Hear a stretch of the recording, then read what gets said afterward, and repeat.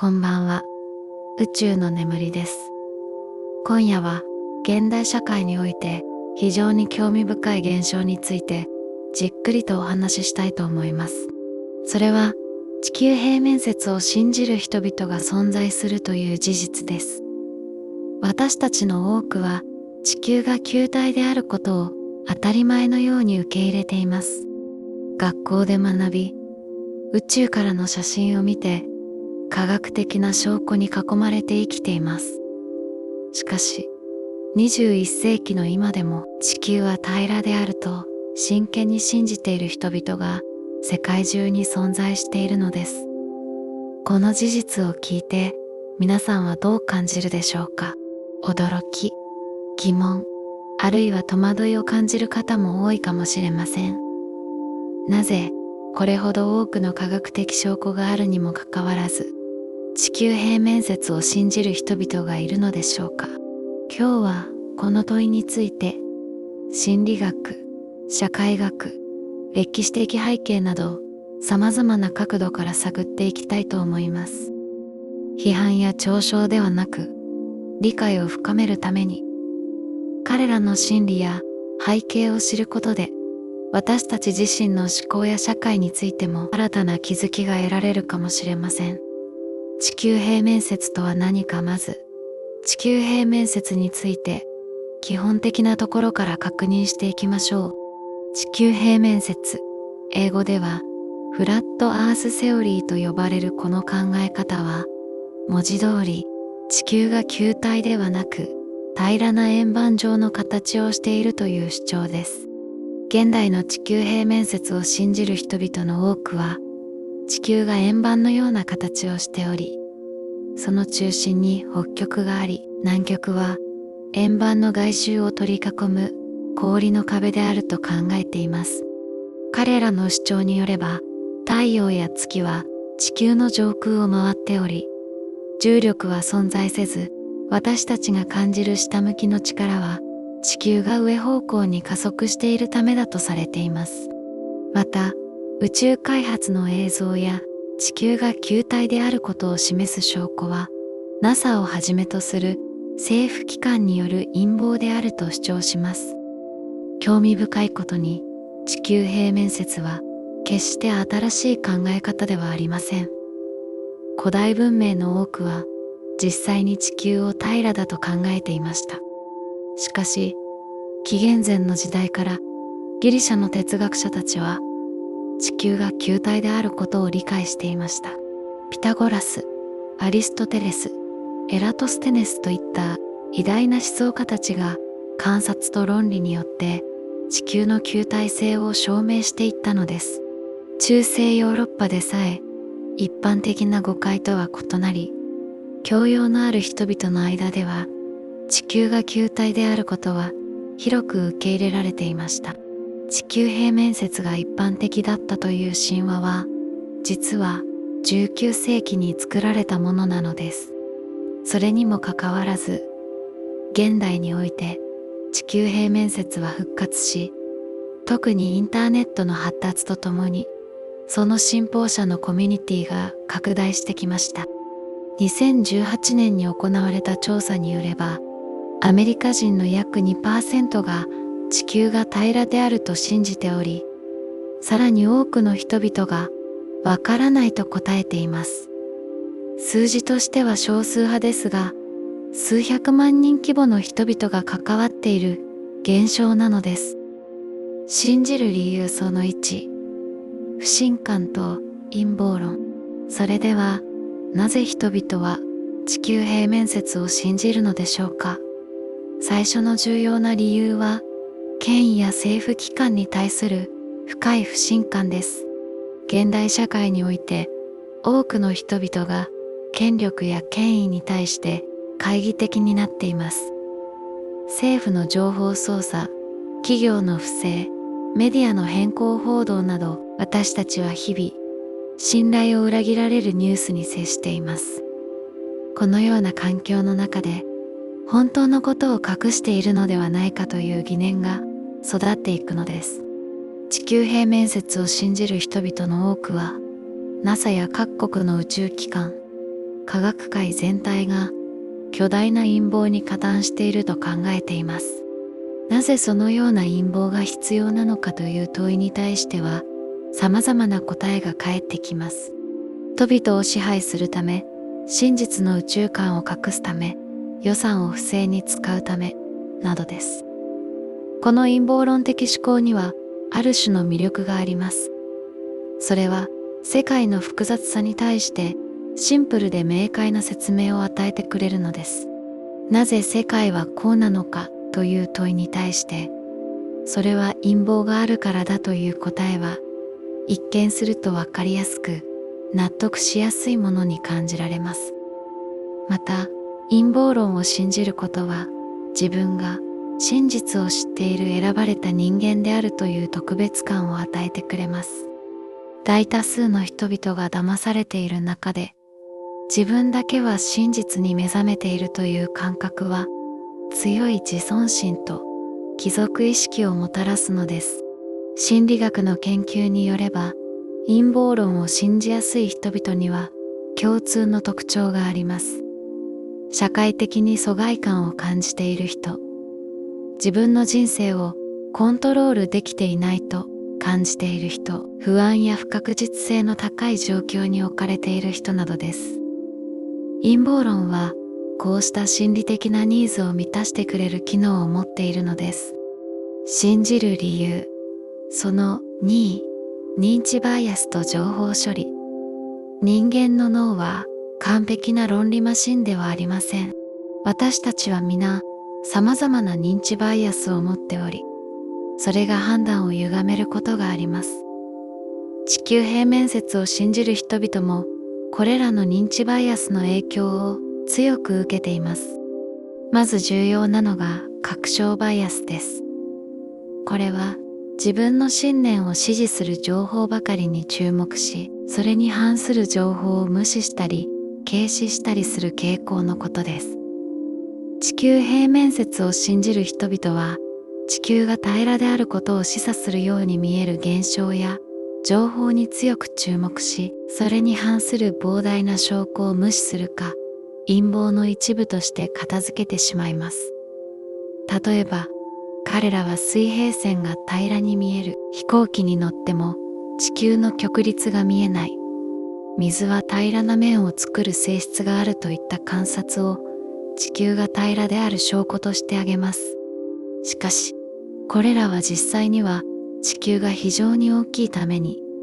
極率が目で見えにくいだけであり、適切な高度や条件下では極率を観察できることが分かっています。次に、ダニング・クルーガー効果も関係しています。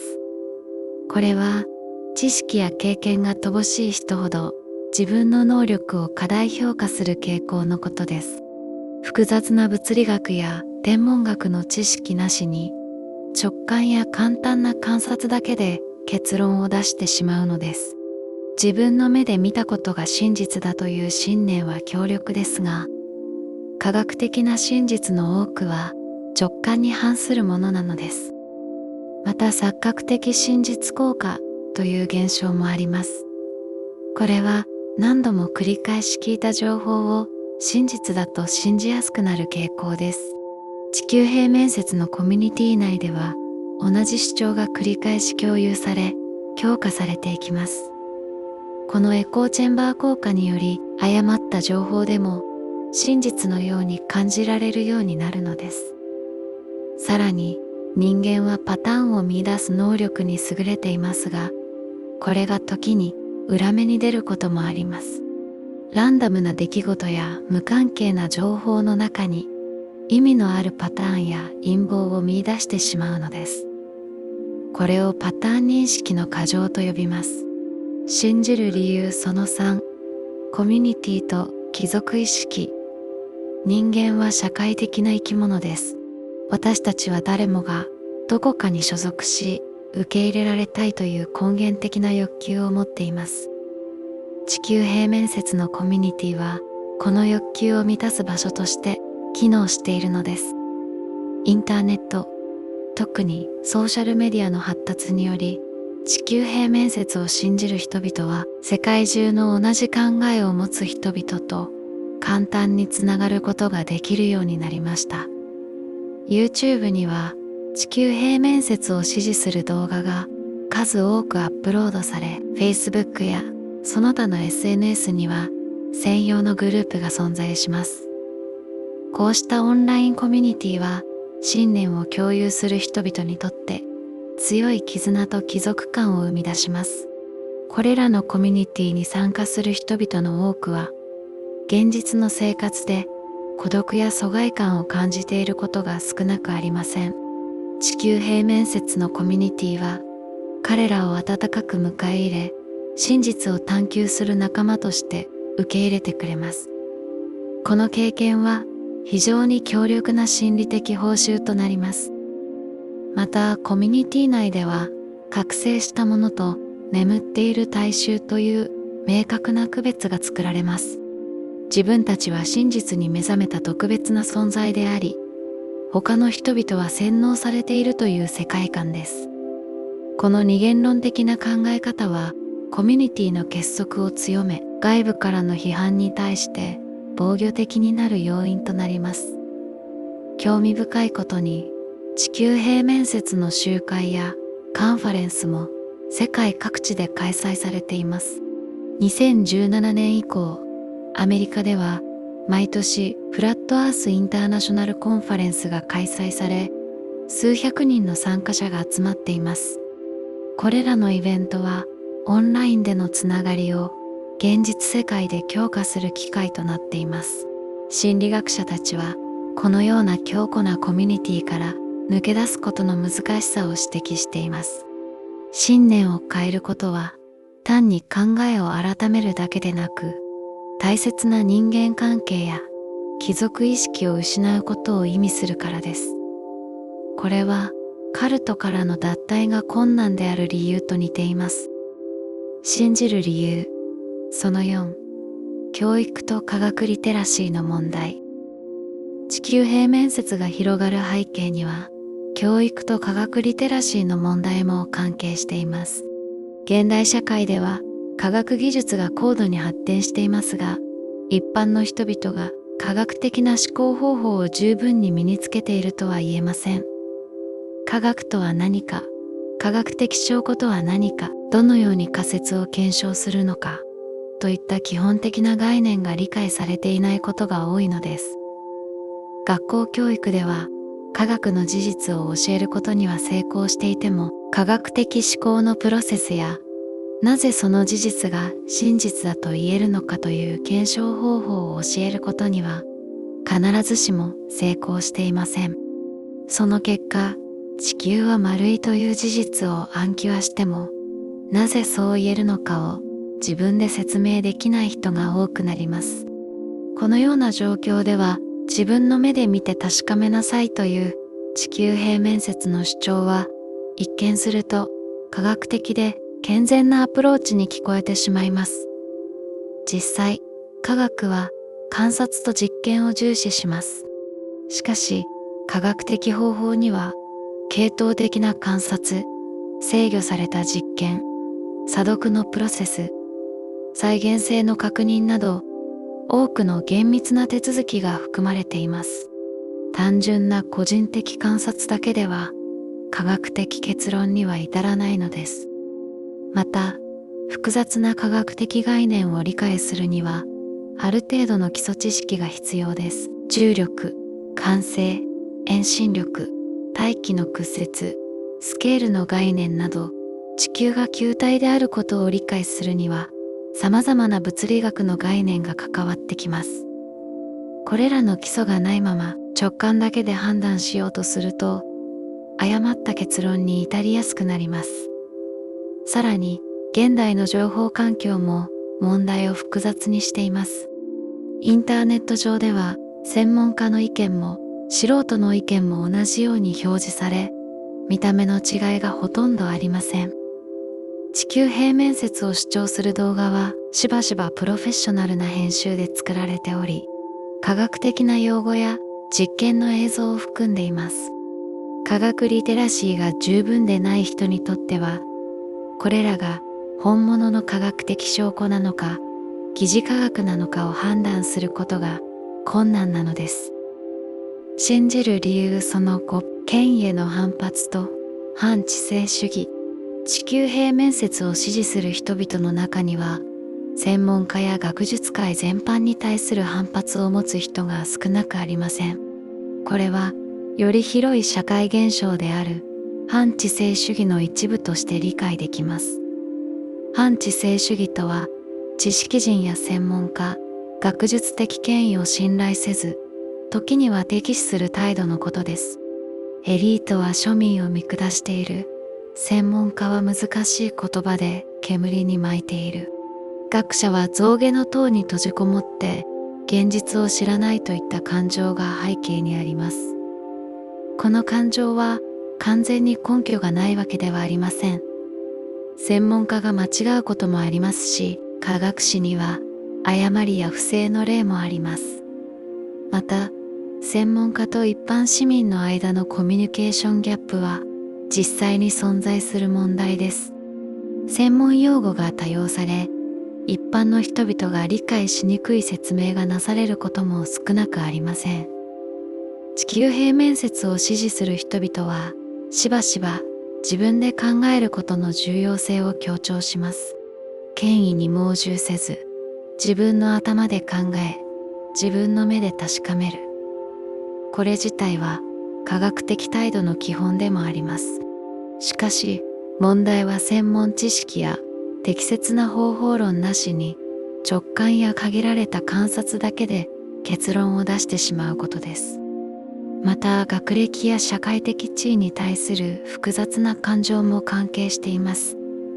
高等教育を受けていない人々が学術界や専門家に対して疎外感や劣等感を感じることがあります。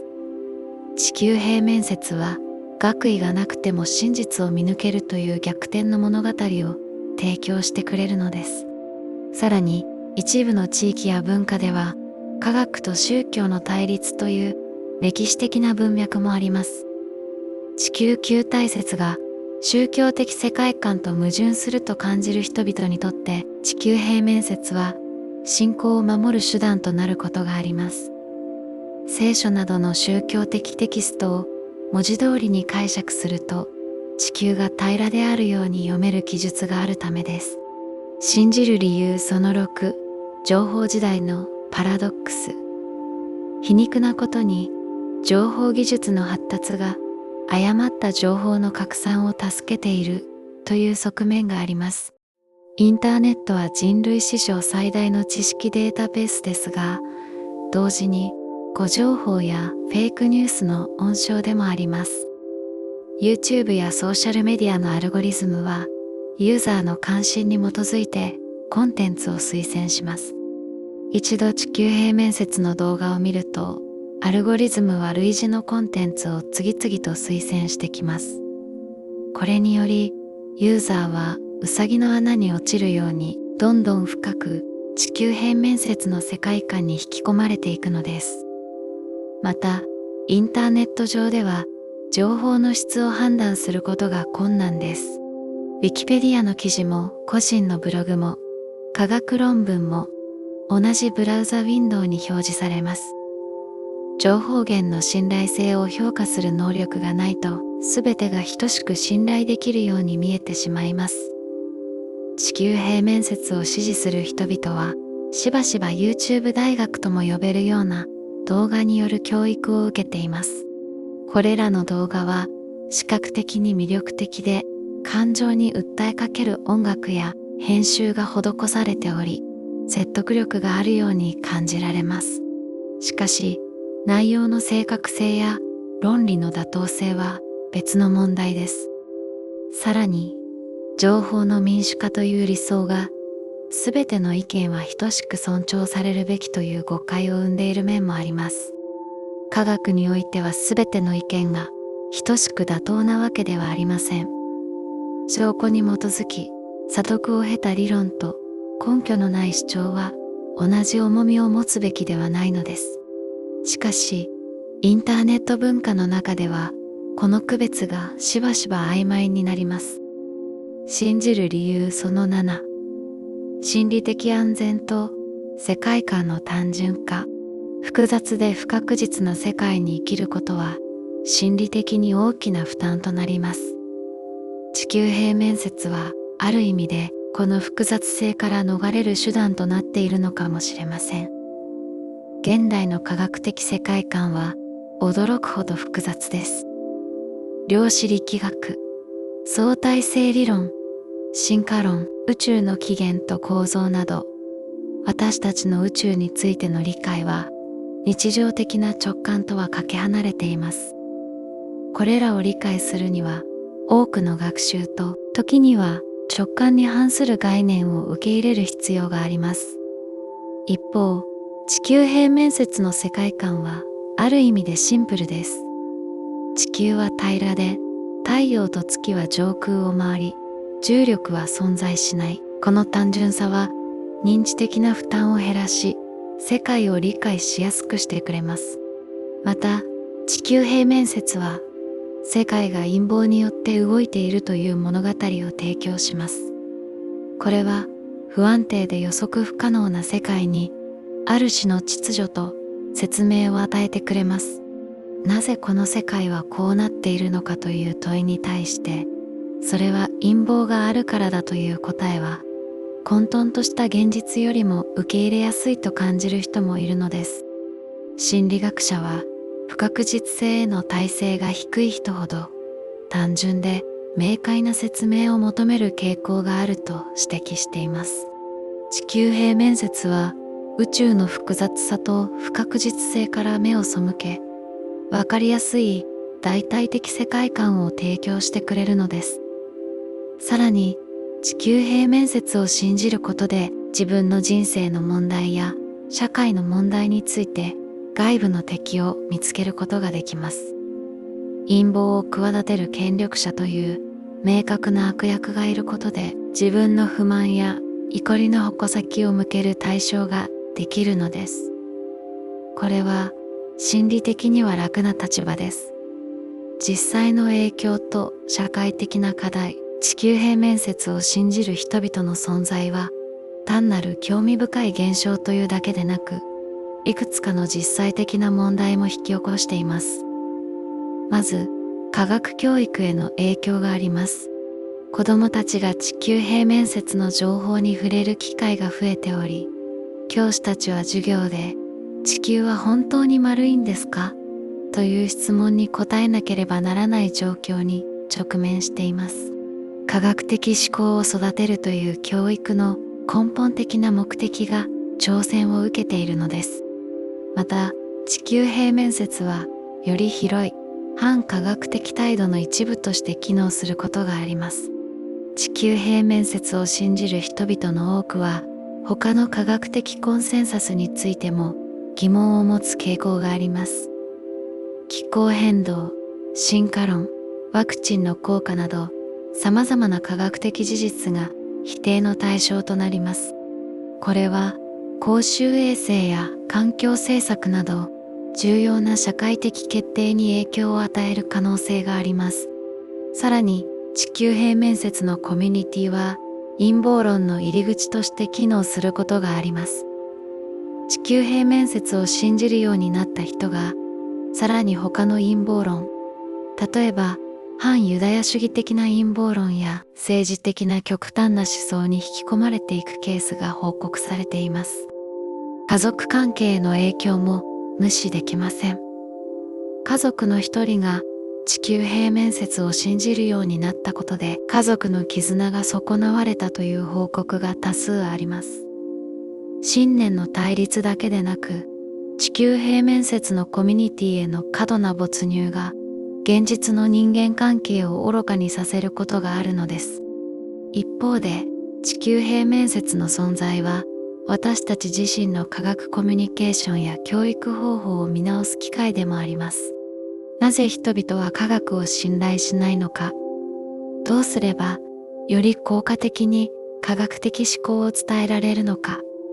という重要な問いを投げかけているのです。それでは、地球平面説を信じる人々に対して私たちはどのように向き合うべきでしょうか。まず重要なのは、嘲笑や侮辱は逆効果だということです。地球平面説を信じる人々をバカにすることは、彼らの信念を強化し、自分たちは迫害されているという被害者意識を強めるだけです。また、そのような態度は、科学界やメインストリームの社会に対する不信感をさらに深めてしまいます。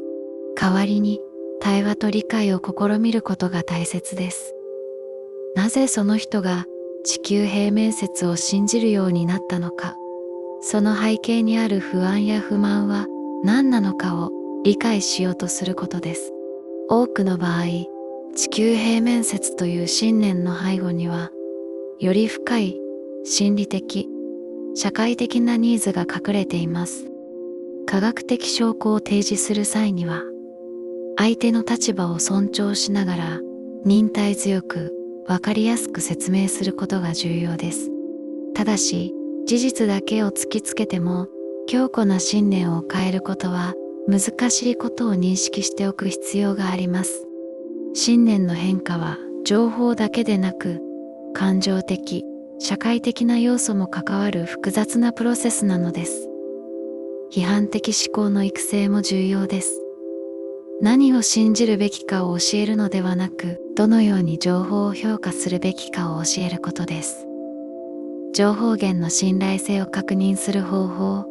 論理的な誤謬を見抜く方法、科学的証拠とそうでないものを区別する方法などを教育の中に組み込んでいく必要があります。また、社会的な疎外感や不安を軽減する取り組みも大切です。地球平面説を含む多くの陰謀論は、社会的な分断や不平等、不安の高まりという土壌の中で育ちます。これらの根本的な社会問題に取り組むことも、長期的には重要な対策となります。科学コミュニケーターや教育者は、より効果的な伝え方を模索し続ける必要があります。専門用語を減らし、視覚的な教材を活用し、実際の体験や実験を通じて学べる機会を増やすことです。科学を信じるものではなく、理解できるものにすることが目標です。私たち自身への問いかけ、地球平面説を信じる人々について考えることは、実は私たち自身について考えることでもあります。私たちは自分が信じていることについてどれだけ深く考えているでしょうか。地球が球体であることを知っていると言いますが、それはなぜそう言えるのか、自分の言葉で説明できるでしょうか。多くの場合、私たちもまた権威や教育を信頼しているだけで、自分で検証したわけではないのです。もちろん、すべてを自分で検証することは不可能ですし、専門家や科学的コンセンサスを信頼することは合理的です。しかし、なぜそれを信じるのかという問いに対して、みんなが言っているから以上の答えを持つことは重要です。また、私たち自身も様々な認知バイアスを持っています。確証バイアス、権威への盲従、集団思考など、地球平面説を信じる人々に見られるのと同じ心理的メカニズムは、程度の差こそあれ、すべての人間に存在するのです。地球平面説の現象は、情報時代における真実と信念、科学と社会、個人と集団についての多くの重要な問いを提起しています。メディアリテラシー、科学教育、社会的結束、心理的ウェルビーイングなど、様々な側面で私たちの社会が直面している課題を映し出す鏡なのかもしれません。さて、今日は地球平面説を信じる人々が存在する理由について、様々な角度から考えてきました。権威への不信感、認知バイアス、コミュニティへの所属欲求、科学リテラシーの問題、反知性主義、情報環境の変化、そして心理的な安心を求める気持ち、これらの要因が複雑に絡み合って地球平面説という現象を生み出しているのです。地球平面説を信じる人々を単に無知や愚かと片付けることは簡単です。しかし、そのような態度は問題の本質を見失わせ、解決から遠ざけてしまいます。彼らもまた真実を求め、世界を理解しようとし、どこかに所属したいと願う私たちと同じ人間なのです。ここからはソルフェジオ周波数 432Hz でリラックスしてごゆっくりお休みください。よろしければハイプで応援よろしくお願いします。